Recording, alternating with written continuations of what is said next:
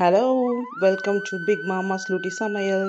இன்னைக்கு நம்ம பிக் மாமா ஸ்லூட்டி சமையலில் என்ன செய்ய போகிறோம்னா, நம்ம சவுத் இந்தியன் ஸ்டைலில் ட்ரெடிஷ்னல் பொங்கல் எப்படி செய்கிறதுன்னு, ஒரு பர்ஃபெக்ட் பொங்கல் எப்படி இருந்தால் நல்லாயிருக்கும், அந்த டேஸ்ட்டு, அந்த நிறம் எல்லாமே. ஓகேங்களா? எப்படி செய்யலாம்னு பார்க்க அதுக்கு தேவையான பொருட்கள். நான் வீட்டு அரிசி எடுத்துக்கிட்டேன். The word Pongal means to boil over, a symbol of abundance and prosperity. அந்த காலத்துலலாம் அறுவடை நாளுன்னு சொல்லிட்டு ஒரு நாள் வச்சு அந்த அறுவடை முடிஞ்சோடனே அந்த ஃபர்ஸ்ட் அரிசியை அதுக்கப்புறம் இந்த பருப்பு போட்டு பொங்க வச்சு செய்கிறதான் பொங்கல். அதை கொண்டாட்டமாகவே கொண்டாடுவாங்க.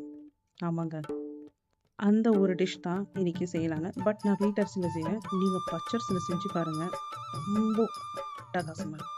ஓகே, அதுக்கு தகுந்த மாதிரி சிறுபருப்பு சேம் 2 ஒரே சைஸ் பவுலு. அதில் உங்களுக்கு மெஷர்மெண்ட்டு தெரியுது இல்லைங்களா? சிறுபருப்பு அண்ட் பெருங்காயம், சால்ட், கருவேப்பிலை இதை போட்டு நான் ஃபஸ்ட்டு குக்கரில் நல்லா வாஷ் பண்ணி ஒரு 2 விசில் விட்டு எடுத்துடுறேன்.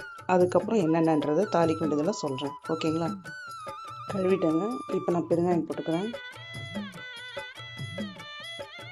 வாஷ் பண்ணி வச்ச கறி லீவ்ஸ்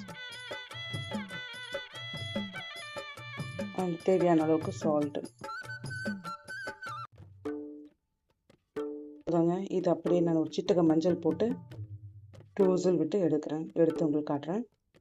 ஃபஸ்ட்டாக நெய் ஒரு குழி கரண்டி எடுத்துக்கிட்டு அதில் இந்த மிளகு, இந்த ஜீரகம், கொஞ்சம் கருவேப்பிலை அண்ட் சாப்டு ஜிஞ்சர் போட்டு நல்லா தாளிச்சிட்டு அந்த பொங்கலில் போட்டு நல்லா கிளற போகிறோம். ஃபினிஷ்.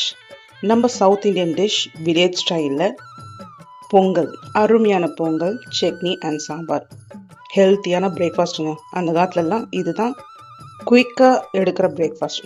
கடகடன்னு முடிஞ்சிடும் அண்டு ஹை ப்ரோட்டீன், நல்லாயிருக்கும், ரொம்ப சுவையாக இருக்கும். ஓகேங்க, இப்போ நான் அந்த பிக் மாமாஸ் கிச்சன்லேருந்து கிளம்புறேன். நீங்களும் இதே மாதிரி செஞ்சு சாப்பிட்டு பார்த்துட்டு எப்படி இருக்குன்னு கமெண்ட்ஸ் போடுங்க. மறக்காமல் நியூ வியூவர்ஸ் சப்ஸ்கிரைப் பண்ணிக்கோங்க. பாய்.